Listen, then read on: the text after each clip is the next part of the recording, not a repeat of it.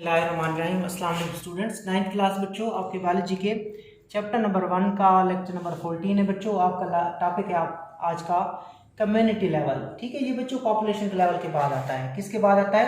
Population के level के बाद आता है, पॉपुलेशन का लेवल। और पॉपुलेशन से पहले किसका लेवल था?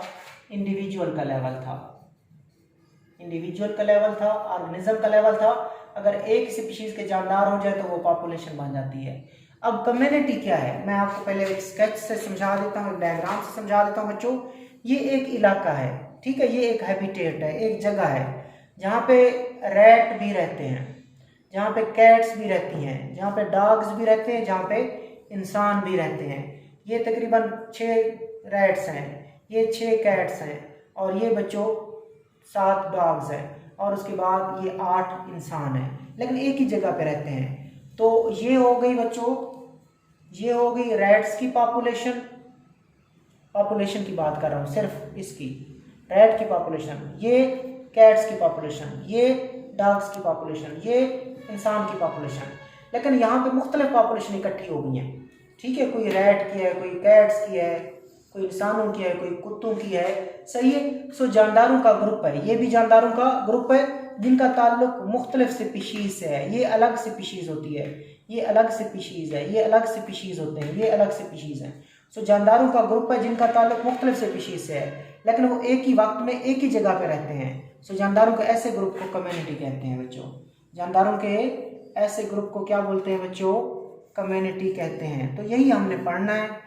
देखें, community is an assemblage of different populations. कि कम्युनिटी क्या है? असेंबलेज है, इकट्ठ है, of different populations interacting with one another within the same environment. तो इसको देख ले, ये पॉपुलेशन है रैट्स की, ये पॉपुलेशन डिफरेंट है कैट्स की, ये और डिफरेंट पॉपुलेशन है डॉग्स की, ये डिफरेंट पॉपुलेशन है इंसान की।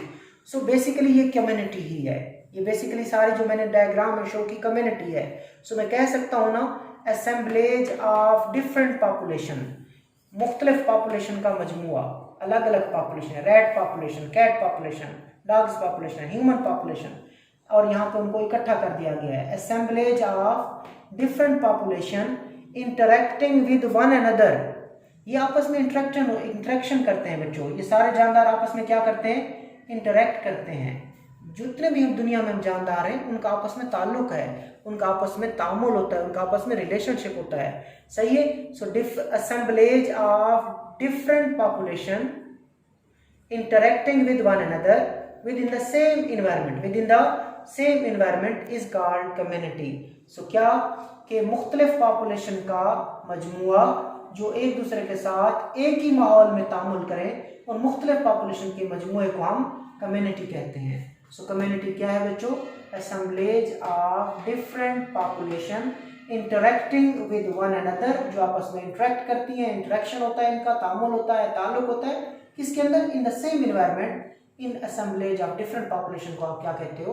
कम्युनिटी कहते हो। या इसको एक और तरीका भी है कि जानदारों का ग्रुप जिनका ताल्लुक मुख्तलिफ स्पीशीज से होता है, जानदारों का ग्रुप जिनका ताल्लुक मुख्तलिफ स्पीशीज से होता है, जो एक वक्त में एक जगह पे रहते हो, उसको कम्युनिटी कहते हैं। Group of organism which belong to different species, यहाँ पे डिफरेंट स्पीशीज कहना जरूरी है।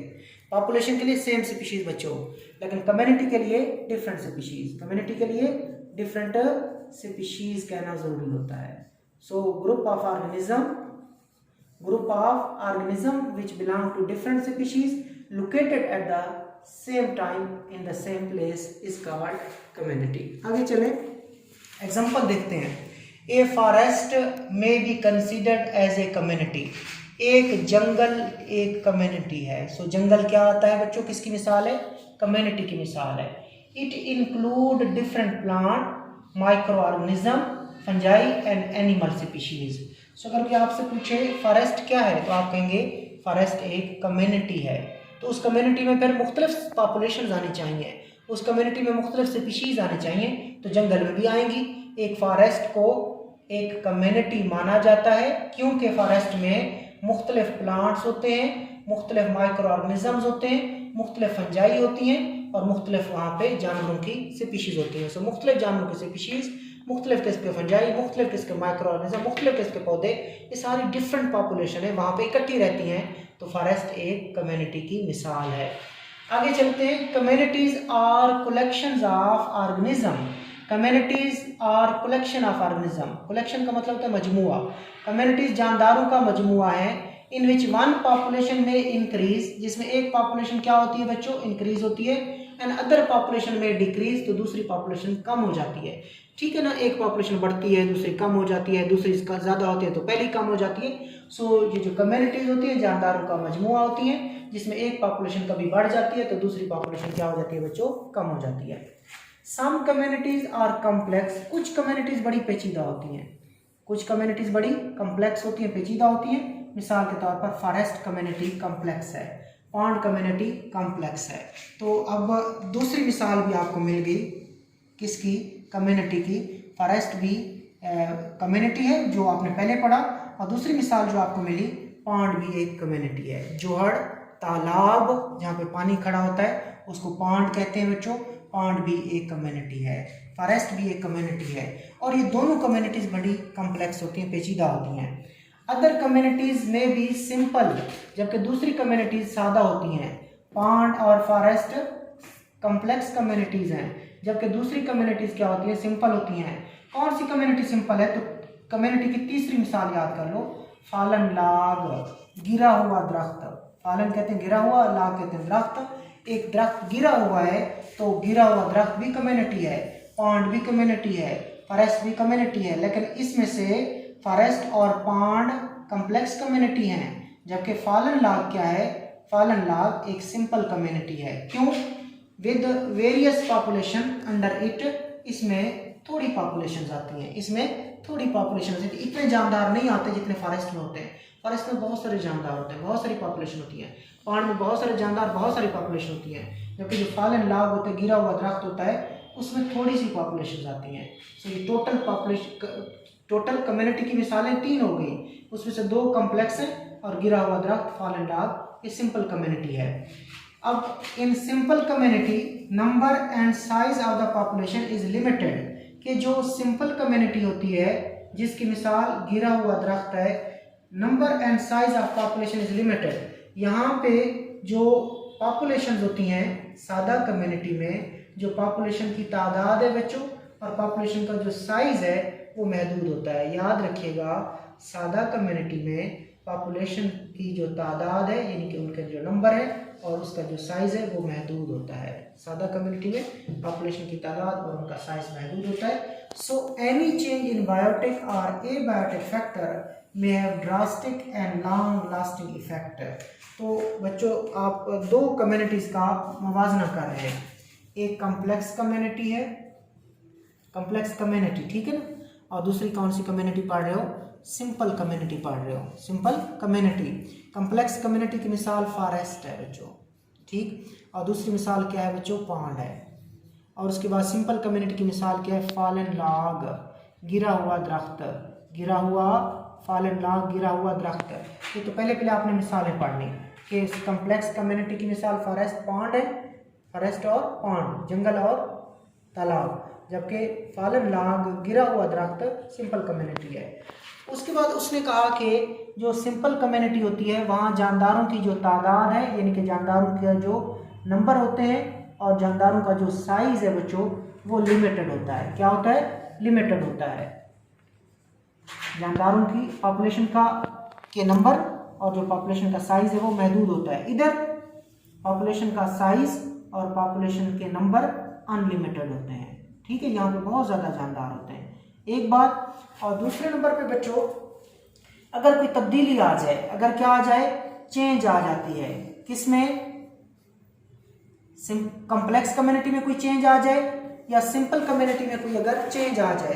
चेंज किस चीज़ में बच्चों, 2 चीज़ों में, एक बायोटिक हिस्से में चेंज आ जाए या एबायोटिक हिस्से में चेंज आ जाए। अब ये भी सीख लें कि बायोटिक और एबायोटिक हिस्से क्या होते हैं बच्चों। माहौल का हिस्सा जो जानदार होता है, माहौल का वो हिस्सा जिसमें जानदार आते हैं उसको बायोटिक हिस्सा कहते हैं, बायोटिक फैक्टर कहते हैं, ठीक है। जो जानदार चीज़ें होती हैं माहौल की उसको बोलते हैं बायोटिक फैक्टर। और जो माहौल की नॉन लिविंग चीज़ें होती हैं बच्चों, बेजान जो चीज़ें होती हैं उन नॉन लिविंग थिंग्स को हम एबायोटिक फैक्टर्स कहते हैं। ये भी अच्छी तरह याद कर लें कि हमारे माहौल में दो चीज़ें होती हैं। पूरा जो माहौल होता है ना हमारा इन्वायरमेंट, उसमें कुछ जानदार चीज़ें होती हैं उनको बायोटिक फैक्टर कहते हैं, और कुछ नॉन लिविंग चीज़ें होती हैं उनको एबायोटिक फैक्टर कहते हैं। सो अगर हमारे माहौल में, और कम्युनिटी कौन सी, कम्प्लेक्स, ठीक है, और कम्प्लेक्स कम्युनिटी के अगर बायोटिक या एबायोटिक फैक्टर में क्या आ जाए, कोई चेंज आ जाए, बायोटिक और एबायोटिक फैक्टर में कोई चेंज आ जाए, तो उसका जो असर होता है वो इतना तबाहकुन नहीं होता, तबाहकुन नहीं होता, जिसको इंग्लिश में कहा गया ड्रास्टिक, ड्रास्टिक नहीं होता, और लॉन्ग लास्टिंग भी नहीं होता, लॉन्ग लास्टिंग भी नहीं होता, उसका असर देर तक भी नहीं रहता। ये मैं क्रॉस लगा रहा हूँ इधर, ठीक है, कि अगर कम्प्लेक्स कम्युनिटी के बायोटिक और एबायोटिक फैक्टर में कोई तब्दीली आ जाए तो उसका असर देर तक, उसका असर लॉन्ग लास्टिंग नहीं होगा और वो इतनी तबाहकुन भी नहीं होगी। ड्रास्टिक का मतलब होता है तबाहकुन। लेकिन अगर सिंपल कम्युनिटी में, ये वाला खाना किसका है, सिंपल कम्युनिटी में, अगर सिंपल कम्युनिटी के बायोटिक या एबायोटिक फैक्टर में तब्दीली आ जाए तो वो तब्दीली ड्रास्टिक होगी, ड्रास्टिक होगी, तबाहकुन होगी बच्चों, और लॉन्ग लास्टिंग होगी, और उस तब्दीली का असर देर तक होगा, ठीक है। तो ये आपने सीखा बच्चों, तो अच्छे तरीके से कवर कर लीजिएगा। ये आपका टॉपिक था। अभी कम्युनिटी का लेवल कवर किया आपने। नेक्स्ट हम देख लेते हैं बायोस्फीयर का लेवल बच्चों, बायोस्फीयर का लेवल। इधर देखें बच्चों, सबसे पहले आपने इंडिविजुअल लेवल को पढ़ा था। इंडिविजुअल लेवल से क्या बनती है, पॉपुलेशन बनती है, पॉपुलेशन जिसमें एक ही स्पीशीज आती हैं। फिर पॉपुलेशन से क्या बनती है, कम्युनिटीज जिसमें मुख्तलिफ स्पीशीज आ जाती हैं, जिसमें बहुत सारी डिफरेंट पॉपुलेशंस आ जाती हैं। अब कम्युनिटी में होते जानदार हैं, डिफरेंट पॉपुलेशंस होती हैं। क्या होती है बच्चों, डिफरेंट पॉपुलेशंस होती हैं, किसमें, कम्युनिटी में, कम्युनिटीज में डिफरेंट पॉपुलेशंस होती हैं, और वो सारे होते क्या हैं, जानदार हैं, सारे होते क्या हैं, जानदार, जिसमें पौधे, फंजाई, कैट्स, रैट्स होते सारे जानदार हैं। लेकिन अगर हम कम्युनिटी के साथ, किसके साथ बच्चों, कम्युनिटी के साथ, यानी कि डिफरेंट पॉपुलेशंस के साथ, जानदारों के साथ अगर हम बेजान चीज़ें मिला दें, क्या मिला दें बच्चों, नॉन लिविंग थिंग्स मिला दें, बेजान चीज़ें मिला दें, जिसको कहा जाता है एबायोटिक फैक्टर्स। एबायोटिक फैक्टर्स, माहौल की बेजान चीज़ें, एबायोटिक फैक्टर या नॉन लिविंग थिंग्स, अगर ये सारे जानदार हैं, कम्युनिटी जानदार होते हैं, जिसमें मुख्तलिफ पॉपुलेशंस आती हैं, जिसमें जानदारों के ग्रुप आते हैं जिनका ताल्लुक मुख्तलिफ स्पीशीज से होता है। सो ये जानदार हैं, कम्युनिटी में जानदार आते हैं।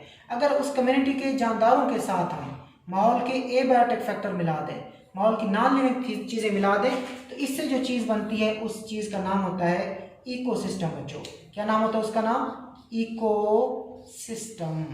इकोसिस्टम, जानदार और प्लस बेजान, सारी जानदार और बेजान चीज़ें मिला के क्या कहलाती हैं, इकोसिस्टम कहलाती हैं। सो देखते हैं यहाँ पे इकोसिस्टम आएगा, बायोस्फीयर बच्चों, नाम से जाहिर है, बायो का मतलब है जानदार, बायो का मतलब जानदार, स्फीयर का मतलब अर्थ, स्फीयर का मतलब अर्थ। तो इसका मतलब ये है कि ज़मीन का वो हिस्सा जहाँ पे क्या पाया जाए, जानदार पाया जाए, ज़मीन का वो हिस्सा जहाँ पे ऑर्गेनिज्म पाया जाए, ऑर्गेनिज्म की कम्युनिटी रहती हो, उसको बायोस्फीयर कहते हैं।